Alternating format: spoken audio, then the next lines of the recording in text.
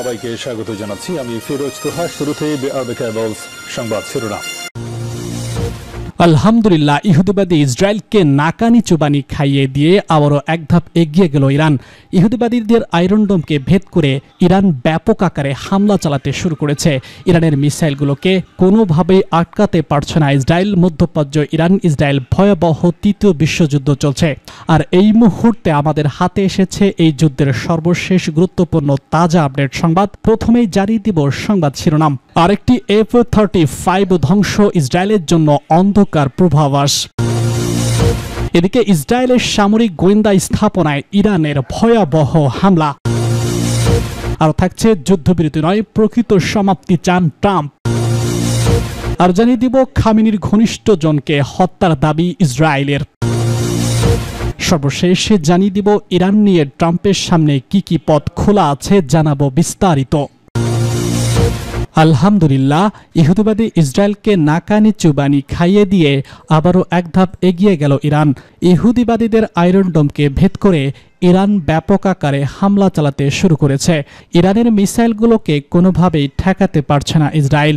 মধ্যপ্রাচ্যে Iran Israel ভয়াবহ তৃতীয় বিশ্বযুদ্ধ চলছে, আর এই মুহূর্তে আমাদের হাতে এসেছে এই যুদ্ধের সবথেকে গুরুত্বপূর্ণ তাজা আপডেট সংবাদ। প্রথমেই জানিয়ে দিব সংবাদ শিরোনাম।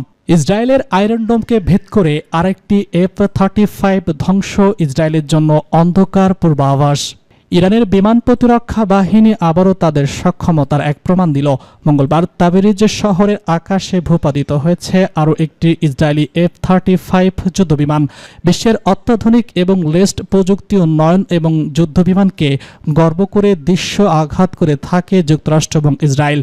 এটি ছিল ইরানের হাতে ধ্বংস হওয়া চতুর্থ F-35, যা এক নতুন সামরিক বাস্তবতার দিকে ইঙ্গিত দিচ্ছে। তাবিজে F-35 ভূপাতিত হওয়ার অর্থ হচ্ছে ইরান শুধু কৌশলগতভাবেই নয়, প্রযুক্তিগতভাবেও যুক্তরাষ্ট্র তার মিত্রদের বিরুদ্ধে একাই স্তরে প্রতিযোগিতা করছে। রাশিয়ান S-300 ও দেশীয়ভাবে উন্নত ব্রাদ 376 সিস্টেমের পাশাপাশি খোরামশাহ ও সায়েদ আল খোরাদ রাডার সিস্টেম ইরানকে এমন এক প্রতিরক্ষা ব্যুরো দিয়েছে যা ইসরায়েল এবং যুক্তরাষ্ট্রের নো ফ্লাইট ভাবমূর্তিকে চ্যালেঞ্জ জানাচ্ছে। যুদ্ধবাজ ইসরায়েল দীর্ঘদিন ধরে F-35কে মধ্যপ্রাচ্য তাদের ফাইটার জেট শক্তির কেন্দ্রবিন্দু হিসেবে পরিণত করেছে। এই যুদ্ধবিমানগুলো মূলত মার্কিন প্রযুক্তির নির্বাস, যার মূল ইউনিট প্রতি 80 থেকে 100 বিলিয়ন ডলার। এমনই শক্তিশালী থার্ড জেট ভূপাতিত হওয়া মানেই শুধু অর্থনৈতিক ক্ষতি নয়, কৌশলগত একটিও বার্তাও। ইরানের তরফ থেকে এমন সুনির্দিষ্টভাবে F-35 টার্গেট করা একটি সামরিক আত্মবিশ্বাসেরও পরিচয়, যা আগে এতটা স্পষ্ট ছিল না। এটি এক ঘোষিত বার্তা, ইরান যদি চায় ইসরায়েলের আকাশেও নিরাপদ নয়। এদিকে এখনও পর্যন্ত এই চতুর্থ F-35 ধ্বংসের বিষয়ে যুক্তরাষ্ট্র বা ইসরায়েলের পক্ষ থেকে আনুষ্ঠানিক কোনো প্রতিক্রিয়া আসেনি। তবে অতীত অভিজ্ঞতায় দেখা গেছে এই ধরনের ঘটনাগুলোকে প্রথমে অস্বীকার, পরে ধীরে ধীরে গোয়েন্দা তথ্য ভুল বা দুর্ঘটনা বলে ব্যাখ্যা দেওয়া হয়। তবে বাস্তবতা হচ্ছে যুদ্ধক্ষেত্রে ইরান এখন শুধু প্রতিরক্ষা নয়, আক্রমণ প্রতিরোধের ভারসাম্য রক্ষা করতে পারছে। আর অর্থ দ্বারায় মধ্যপ্রাচ্যে নতুন এক সামরিক ভারসাম্য গড়ে উঠেছে, যার নিয়ন্ত্রণ কেবল ওয়াশিংটন বা তেল আবিবের হাতে থাকবে না। এই যুদ্ধবিমান ভূপাতিত হওয়ার ঘটনাটি ইরানের সামরিক একটি সফলতা নয়, এটি এক কূটনৈতিক প্রতিচ্ছবিতাও বটে। এটি বোঝায় যে মধ্যপ্রাচ্যের আকাশে ইরানের নিয়ন্ত্রণ যতটা বাস্তব ততটাই ভীতি, আর ইসরায়েলের জন্য এটি ভবিষ্যতের এক অন্ধকার পূর্বাভাস। ইসরায়েলের সামরিক গোয়েন্দা স্থাপনায় ইরানের হামলা। ইসরায়েলি প্রতিরক্ষা বাহিনী IDF গোয়েন্দা শাখা স্থাপনায় হামলা চালিয়েছে বলে দাবি করেছে ইরানের ইসলামী বিপ্লবী গার্ড বাহিনী IRGC। দেশটির তাসনিম নিউজ এজেন্সি প্রকাশিত এক বিবৃতিতে বলা হয়, IRGC দাবি করেছে যে তাদের নিক্ষেপ করা ক্ষেপণাস্ত্র ইসরায়েলের একটি সামরিক গোয়েন্দা কেন্দ্র এবং মোসাদের একটি অপারেশন পরিকল্পনা কেন্দ্রে সুনির্দিষ্টভাবে আঘাত এনেছে।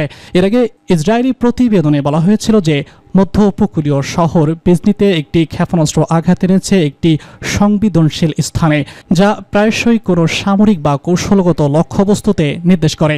কাতার ভিত্তিক গণমাধ্যম আল জাজিরা জানিয়েছে, আপাতত হেডনিজে গণমাধ্যমকে প্রকাশ করতে দিচ্ছে না ইসরায়েলি কর্তৃপক্ষ, যার কারণে ইসরায়েলের ঠিক কোন গোয়েন্দা সংস্থা ইসরায়েল হামলা লক্ষ্যবস্তু ছিল বা কী পরিমাণ ক্ষয়ক্ষতি হয়েছে সে বিষয়ে বিস্তারিত জানা যায়নি।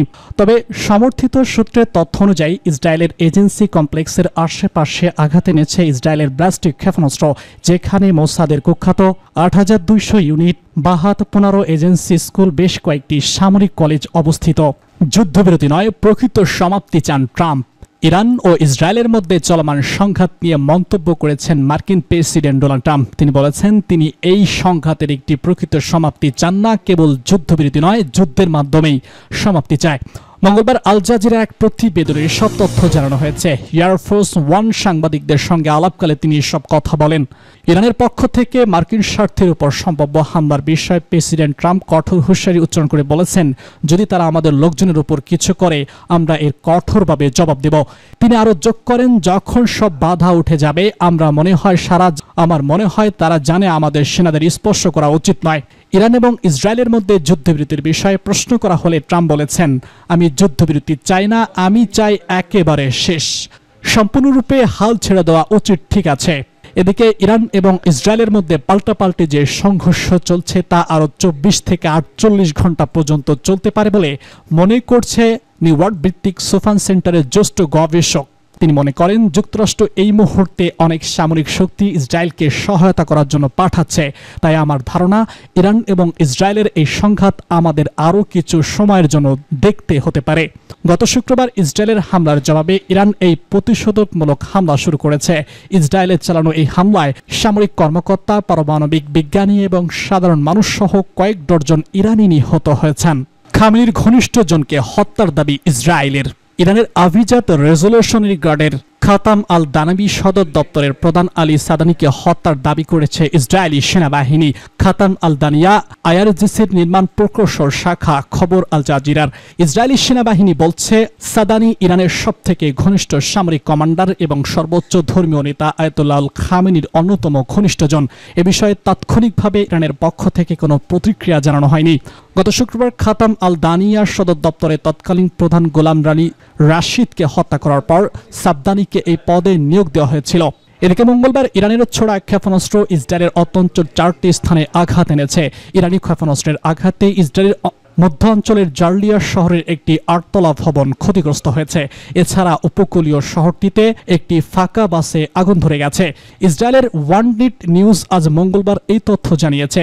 ইসরায়েলি জরুরি পরিষেবা সংস্থার বরাত দিয়ে ওয়ার্ল্ড নিউজ জানিয়েছে, ইরানের সর্বশেষ এই ক্ষেপণাস্ত্র হামলায় ইসরায়েলে এখনও পর্যন্ত কোনো হতাহতের খবর পাওয়া যায় নাই। ইরান নিয়ে ট্রাম্পের সামনে কি কি পথ খোলা আছে জানাবো বিস্তারিত। ইরান ইসরায়েল সংঘাত যত বাড়ছে ততই জটিল হয়ে উঠেছে যুক্তরাষ্ট্রের অবস্থান। বিশেষ করে দেশটির প্রেসিডেন্ট ডোনাল্ড ট্রাম্পের ভূমিকা নিয়ে তৈরি হয়েছে ধোঁয়াশা। কখনো তিনি ইসরায়েলি হামলার পক্ষে জোরালো অবস্থান নিয়েছেন, আবার কখনো নিজেকে সেই অবস্থান থেকে খানিকটা সরিয়ে নিয়েছেন। এমন দ্বিধাদ্বন্দ্বতাপূর্ণ আচরণে তার কৌশল নিয়ে উঠেছে প্রশ্ন। সম্প্রতি ইসরায়েল তেহরানে ক্ষেপণাস্ত্র হামলা চালানোর পর ট্রাম্প হুঁশিয়ারি দেন ইরানের বিরুদ্ধে আরও ভয়ঙ্কর হামলা আসতে পারে, যার পিছনে থাকবে যুক্তরাষ্ট্রের সমর্থন। তিনি স্পষ্ট করে বলেছেন ইরান কোনোভাবেই পারমাণবিক অস্ত্রের অধিকারী হতে পারবে না। ট্রাম্পের এই মন্তব্য ইসরায়েলের প্রধানমন্ত্রী বেনিয়ামিন অবস্থানের সঙ্গে মিল থাকলেও ট্রাম্প বারবার বলেছেন তিনি চান যুক্তরাষ্ট্র এবং ইরানের মধ্যে একটি চুক্তি হোক। এটাই তার পছন্দের পথ। তবে চুক্তির পথে যেতে গিয়ে তিনি কখনো কূটনীতিক উদ্যোগের কথা বলছেন, কখনো আবার শক্তি প্রয়োগের হুমকি দিচ্ছেন। তার এই অবস্থানকে অনেক সমর্থক ডান অফ থিওর বা পাগল তত্ত্ব বলে আখ্যা দিয়েছেন। ট্রাম্প প্রত্যাশিত ও অনিশ্চিত আচরণ করছেন। তিনি সিদ্ধান্ত নিতে পারছেন না কোন পথে এগোবেন। তবে গণমাধ্যম বিবিসি এক বিশ্লেষণে বলা হয়েছে ট্রাম্পের সামনে আসলে এখনও 3টি পথ খোলা রয়েছে।